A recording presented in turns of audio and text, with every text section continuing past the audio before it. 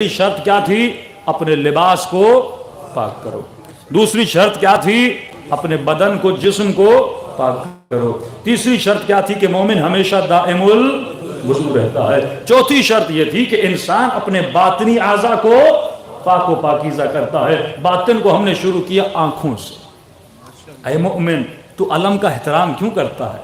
کیونکہ علم کی نسبت حضرت عباس سے ہے. یہ تمہاری آنکھیں علم ہیں،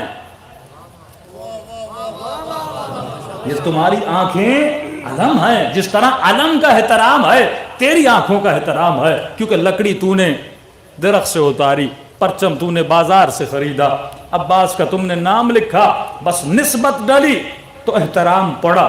اسی طرح جب تو مجلس میں آتا ہے، جب تمہارے آنسو ٹپکتے ہیں تو ان کی نسبت بھی حسین کے غم سے ہو جاتی ہے. یہ آنکھیں پاک بن جاتی ہیں. روایات میں ہے کہ جناب سیدہ اپنے رومال سے تمہارے آنسوؤں کو جمع کرتی ہیں.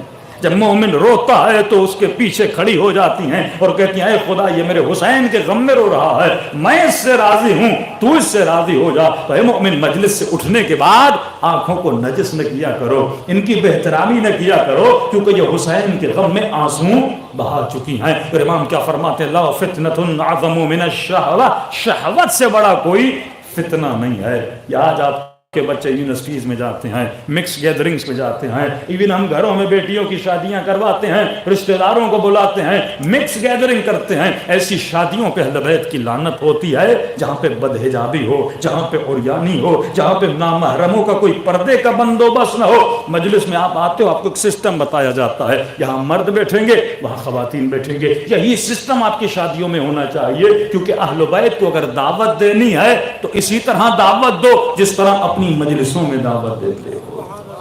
اگر ایسا نہیں ہے تو رحمت نازل نہیں ہوگی. دوسری شرط یہ تھی کہ انسان اپنی زبان کو بھی نجاست سے پاک کرو. مومنوں میں جھگڑے ہوتے ہیں، طلاقیں ہو جاتی ہیں اسی گناہ زبان کی وجہ سے. آپ نے غیبت کر لی، آپ نے چغلی مار دی، آپ نے یہاں کی بات وہاں پہنچا دی. آپ نے دیکھا کہ کوئی جوان گناہ میں مبتلا ہے، فوراً جا کے اس کے باپ کو بتا دیا، محلے والوں کو بتا دیا، دوستوں کو بتا دیا، ارے فلاں تو شرابی ہے، فلاں تو زانی ہے. معصوم فرماتے ہیں یہ کردار اہل بیت کا کردار نہیں ہے. برائیاں دیکھو تو برائیاں چھپاؤ. جس طرح وہ تیری برائیاں چھپاتا ہے تو اس کے بندوں کی برائیاں چھپا.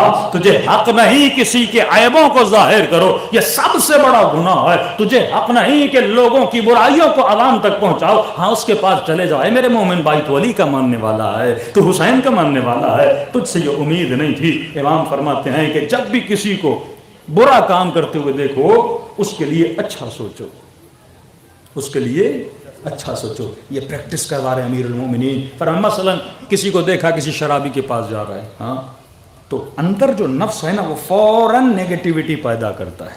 وہ کہتا ہے دیکھو یہ بھی شرابی بن گیا. مولا فرماتے اسے نفس کو اچھا خیال دے. عجیب روایت ہے، اچھا خیال دے اور اسے کہ ہو سکتا ہے اس کے بیٹے کا ایکسیڈنٹ ہو گیا ہو، اس کو بتانے گیا ہو.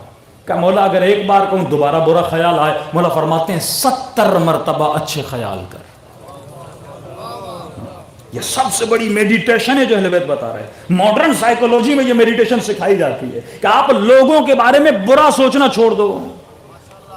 70 مرتبہ کا مطلب یہ ہے اتنا ریپیٹ کر اچھا سوچنا ہے کہ اس کے بعد تمہارا ذہن کبھی برا سوچے ہی نہ. مولا پریکٹس کروا رہے ہیں. 70 مرتبہ اچھے خیالات لاؤ، 70 مرتبہ اچھا سوچ.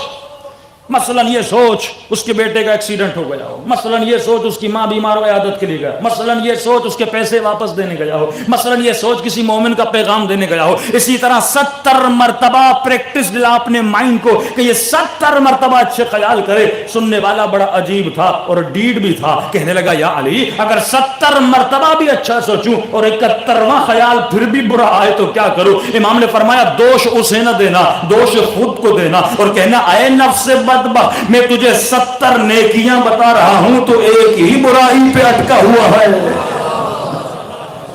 میں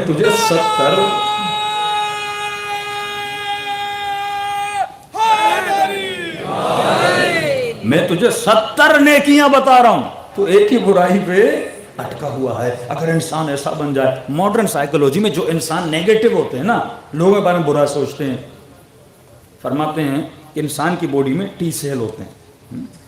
ان کے کم اور زیادہ ہونے سے انسان کو کینسر ہو جاتی ہے. اور جو برا سوچتے ہیں ان کے اندر اسٹریس کے ہارمون بڑھتے رہتے ہیں.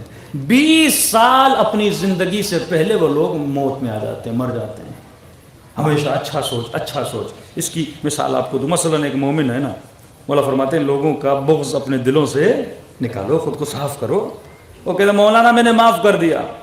اچھا, ظاہراً کہتا ہے میں نے معاف کیا, لیکن جب جب وہ سامنے آتا ہے دل میں ایسی گالیاں دیتا ہے اسے. پھر دل کو صاف کرنا ہے, منافقت نہیں کرنی. اور اگر کسی کا بغض رکھو گے, ماڈرن سائیکولوجی, تمہارا جسم خود بیمار ہو جائے گا. کہتے ہیں کیوں؟ اگر آپ نے کسی کا بغض رکھا, کسی کے لیے برا سوچا, جب جب سامنے آئے گا فرماتے ہیں وہ کانٹا بن کے آپ کو لگے گا. آپ کو ہو گیا ارے پھر کہاں سے آ گیا, اے کاش اس منحوس کی شکل میں نہ دیکھتا. تو فرماتے جب آپ بغض رکھتے ہو نا, تو بغض آپ کی موت کا سبب بنتا ہے. تو اگر کوئی علی سے بغض رکھ رہا ہے نا, موت اسے خود ہی آ جائے گی. بھئی بغض رکھے گا تو کیا ہوگا؟ جب جب جلوس دیکھے گا اندر سے جلے گا, جب جب مجلس دیکھے گا اندر سے جلے گا. سینے میں جو عباس کے قدموں کی دھمک ہے, سینے میں جو عباس کے قدموں کی دھمک ہے, ہیبت رکھے کے دی کی سرے عرش تلک ہے. یہ کہہ کے گزرتا ہے گرجتا ہوا بادل, یہ کہہ کے گزرتا ہے گرجتا ہوا بادل. یہ بجلی میرے عباس کے لہجے کی کڑک ہے. وجہ اللہ یاد اللہ مولا کائنات جناب امیر المومنین شیر خدا سپر پاور نعرہ حیدری.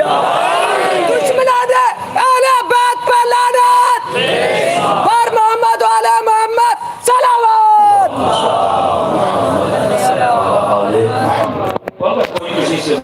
نقصان اسی کا اپنا ہے. اگر کوئی اہل بیت سے بغض رکھتا ہے تو نقصان اس کا اپنا ہے. لیکن اگر محبت انسان کرے گا تو کیا ہوگا؟ اس کا فائدہ. عمریں بڑھتی ہیں جب آپ کسی سے محبت کرتے ہو. تو فرمایا کبھی بھی مومن برا خیال نہیں کرتا, بڑے سے